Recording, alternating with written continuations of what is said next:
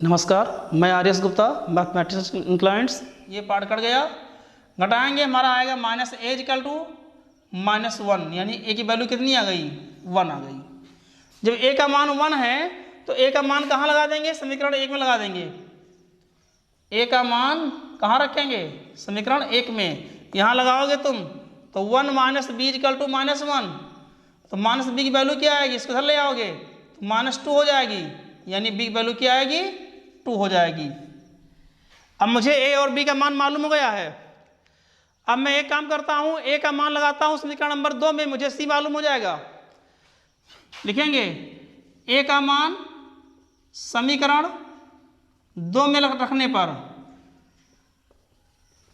कितना है? ए की वैल्यू 1 है तो 2 × 1 हो जाएगा और प्लस सी इक्वल टू 5। सी की वैल्यू कितनी आएगी? 5 - 2, यानी कि 3 आएगा सी का मान। अब एक काम करता हूं, सी का मान लगाता हूं मैं 4th में, लिख दूंगा। क्या लिखेंगे हम? सी का मान समीकरण 4 में रखने पर, जब 4 में रखेंगे सी का मान तो कितना हमारा है? 2c मतलब 2c का मान कितना है? 3 और प्लस d इजिकल टू 13, 3 दूना 6 हो जाएगा, 6 प्लस d इजिकल टू 13, इसलिए d इजिकल टू 13 - 6। देखो छात्रों, मुझे मालूम हो गया a का मान कितना आया? 1 हो गया। b का मान कितना आया? 2 आएगा। c का मान कितना आया? 3 आएगा और d की वैल्यू कितनी आएगी? 7 आएगी। यही आपका आंसर हो गया। Note this point.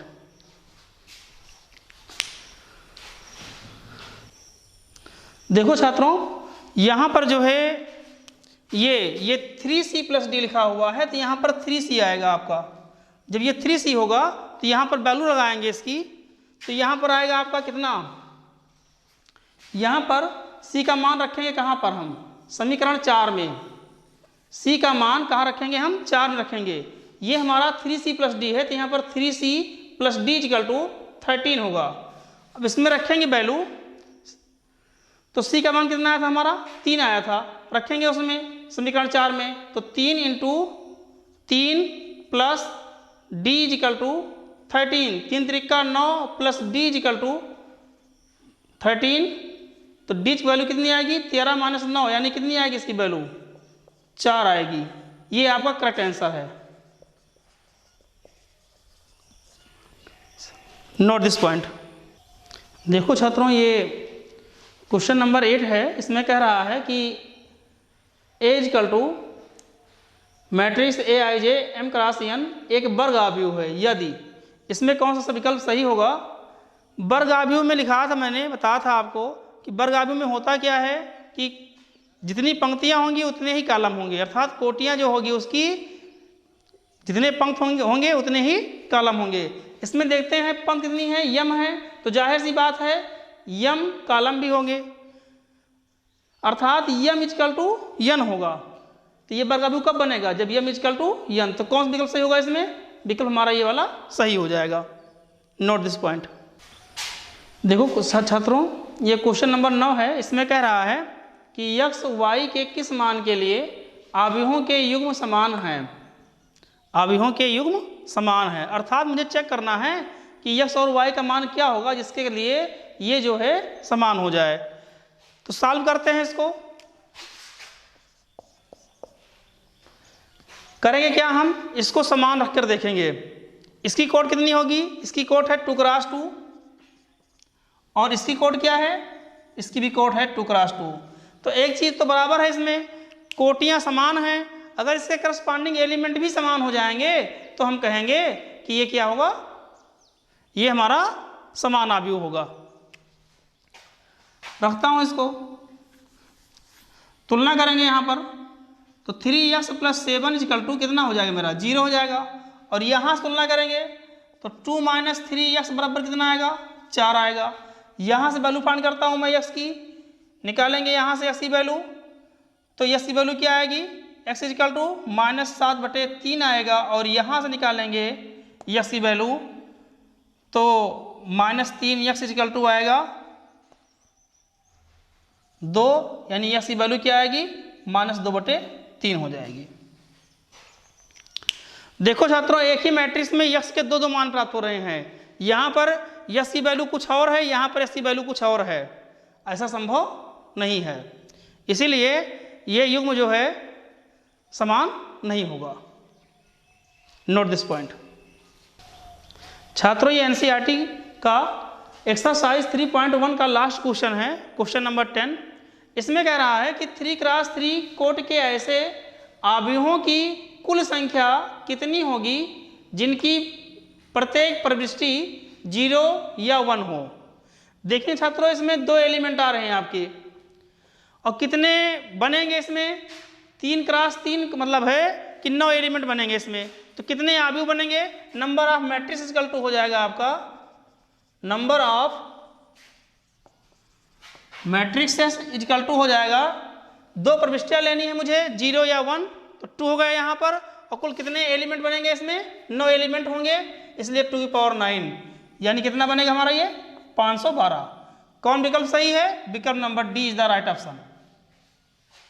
Note this point. इस प्रकार से छात्रों आपने देखा कि आपका ये एक्सरसाइज 3.1 पूर्णतया कंप्लीट हो चुका है। अब इसके बाद अगले लेक्चर में हम चर्चा करेंगे इसके आगे क्वेश्चन का, इसके आगे की डेफिनेशन क्या है।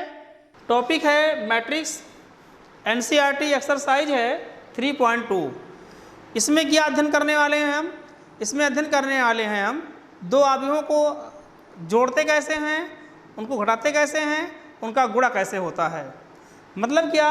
मतलब ये कि अवयवों का योग कैसे करते हैं, अवयवों का योग।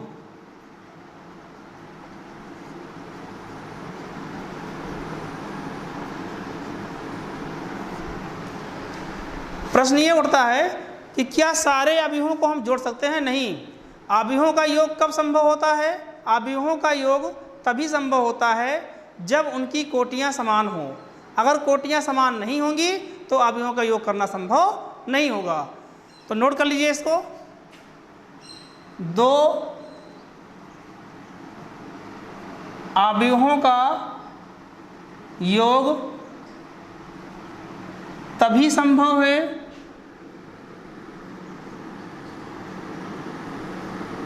जब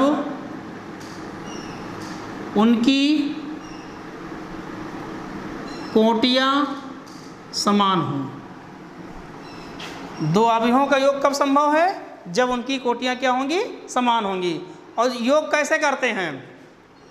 योग करने के लिए हम करते क्या हैं? करस्पॉन्डिंग एलिमेंट में करस्पॉन्डिंग एलिमेंट को ऐड कर देते हैं। जैसे एग्जांपल लेता हूं, हमारे पास एक है मैट्रिक्स ए इक्वल टू 4 8 3 9 7 2। इसकी कोड क्या होगी? इसकी कोड है, इसमें देखेंगे तो ये पहली पंक्ति हो गई और ये दूसरी पंक्ति हो गई। दो पंक्तियां हैं तो 2 हो गया, क्रॉस 2। कितने कॉलम है गिन लेते हैं। ये पहला कॉलम हो गया, ये दूसरा कॉलम हुआ और ये तीसरा कॉलम हो गया। 3 कॉलम हैं। कोड क्या बनेगी इसकी? 2 क्रॉस 3। एक और ले रहा हूं मैं, b इक्वल टू -2 3 8 -6 5 -2। इसकी कोड क्या होगी? इसकी भी कोड होगी 2 क्रॉस 3। यहाँ देखेंगे कि दोनों की कोटियाँ समान हैं, दोनों की कोटियाँ समान हैं। बताया था मैंने, अगर मुझे इसका योग करना हुआ, निकालना हुआ a + b, तो पहले क्या चेक करेंगे हम? कोटियों को चेक कर लेंगे। अगर कोटियाँ समान होंगी तभी उसका योग होगा, अन्यथा योग नहीं होगा। योग करना है, कैसे करेंगे? लिखेंगे इसको 4 8 3 9 7 2 प्लस -2 3 8 -6 5 -2। कैसे जोड़ेंगे इसको? बताया था मैंने आपको कि संगत एलिमेंट को जोड़ लेना है। जुड़ने वाला होगा तो जुड़ जाएगा, घटने वाला होगा तो घट जाएगा। इसके साथ में कौन आएगा? इसके साथ में हमारा ये आएगा। क्यों? क्योंकि ये कौन सा एलिमेंट है? इसका नाम क्या है? इसका नाम है A11, यानी पहली पंक्ति पहले कॉलम का एलिमेंट ये है। और ये कौन है? ये भी हमारा पहली पंक्ति पहले कॉलम का है। तो इसको सॉल्व करते हैं तो क्या लिखेंगे? इसको 4 माइनस 2 हो गया। इसके बाद इसका नाम क्या है, इसका नाम है A12। यहाँ पर A12 का एलिमेंट कौन सा है, 8 है, और यहाँ पर कौन आएगा, 3 होगा। तो इसको क्या कर देंगे, ऐड कर देंगे, जोड़ देंगे। उसके बाद यहाँ देखो कितना लिखा हुआ है, 3, यहाँ क्या लिखा हुआ है, 8। तो क्या किया मैंने, करस्पॉन्डिंग एलिमेंट को ऐड कर दिया। इसी प्रकार सिमिलरली यहाँ पर देखेंगे तो 9 है, यहाँ क्या लिखा हुआ है, -6, तो ऋण लग जाएगा। क्यों ऋण लग रहा है यहाँ पर, ऋण इसलिए लग रहा है क्योंकि जब मैं करूँगा 9 प्लस -6 तो ये माइनस में हो जाएगा। यहाँ करेंगे तो 7 प्लस 5 हो जाएगा, और यहाँ करेंगे तो 2 प्लस -2 हो जाएगा।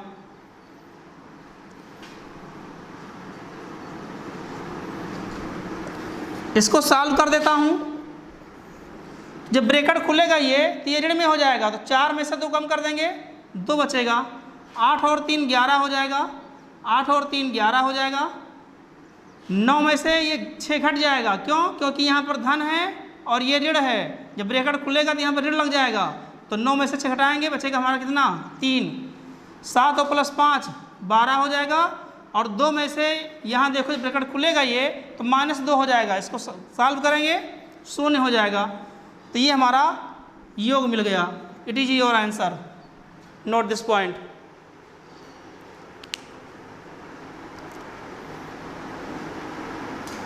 छात्रों, आव्यूहों का योग करना आप सीख चुके हो। योग करने में क्या देखते हैं हम, आव्यूहों की कोटियां देखते हैं। अगर आव्यूहों की कोटियां समान होती हैं तो योग संभव होता है, अगर कोटियां समान नहीं होती हैं तो योग संभव नहीं होता है। ठीक उसी प्रकार से आव्यूहों के अंतर में भी वही हाल है। आव्यूहों का अंतर कब संभव होता है, आव्यूहों का अंतर तभी संभव होता है जब उनकी कोटियां समान हो।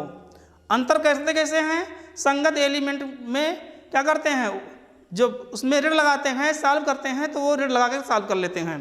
कैसे एग्जाम्पल देते हैं, पहले नोट लिख लो एक। आव्यूहों का अंतर, आव्यूहों का अंतर तभी संभव है जब उनकी कोटियां क्या हों, समान हों।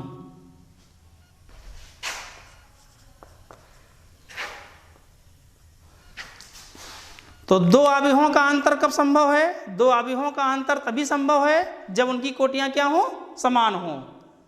जैसे एग्जाम्पल लेते हैं हम, मान लो हमारे पास है A 2 4 6 8, यहां मान लो हमारे पास है B = -8 -6 3 2। अब मुझे अगर इसका अंतर निकालना हुआ, अंतर मीन्स क्या होता है, डिफरेंस, अर्थात A - B मालूम करना हुआ, तो पहले क्या करेंगे भाई, हम पहले हम इसको चेक करेंगे क्या कोटियां समान हैं। तो जरा चेक करते हैं इसकी कोट कितनी होगी। देखो भाई इसमें कितनी पंक्तियां हैं, पहली पंक्ति हो गई, दूसरी पंक्ति हो गई, पंक्तियां 2 हैं तो 2 क्रॉस कॉलम कितने हैं, 2। इसकी कोट क्या होगी, 2 क्रॉस 2 कोट हो जाएगी। देखेंगे यहाँ पर कोटियां समान हैं, जब कोटियां समान हैं तो अंतर निकल सकता है। अंतर कैसे निकलेगा, देखो लल्ला यहाँ पर -2 4 6 8 हो गया, माइनस का चिन्ह लगाएंगे, क्यों, क्योंकि अंतर के लिए ऋण का चिन्ह लगता है। लिखेंगे यहाँ पर -8 -6 3 2। जैसे अन्य क्वेश्चनों को सॉल्व करते हैं उसी प्रकार ठीक इसको सॉल्व कर लेंगे। बशर्ते क्या होगा कि करस्पॉन्डिंग एलिमेंट को ही चूज करना है आपको, अदर को नहीं। यहाँ देखो -2 लिखा हुआ है, -2 ले लिया, फिर यहाँ ये ऋण है, ऋण लग गया। यहाँ पर कितना लिखा हुआ है, ऋण 8 है, ऋण 8 लिख दिया मैंने। यहाँ पर 4 को लिया तो माइनस लगा है, ऋण लगा देंगे। यहाँ पर कौन है, -6 है, यहाँ 6 हो गया, ऋण लगा है, ऋण, यहाँ कौन लिखा हुआ है, 3। यहाँ पर लिखेंगे 8 माइनस, सॉल्व कर लेंगे इसको। देखो यहाँ ब्रैकेट खुलेगा, जब ब्रैकेट खुलेगा ये तो फिर क्या होगा,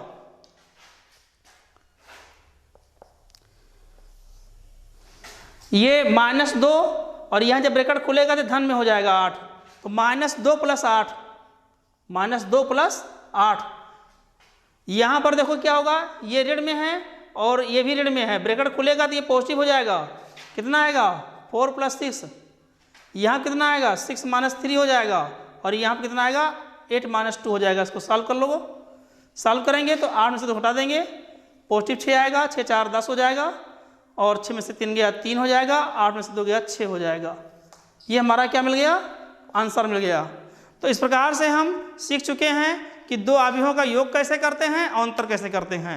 दो आव्यूहों का योग कब संभव होता है, दो आव्यूहों का योग तभी संभव होता है जब उनकी उनकी कोटियाँ क्या हो, समान हो। क्या हो, उनकी कोटियाँ समान हो।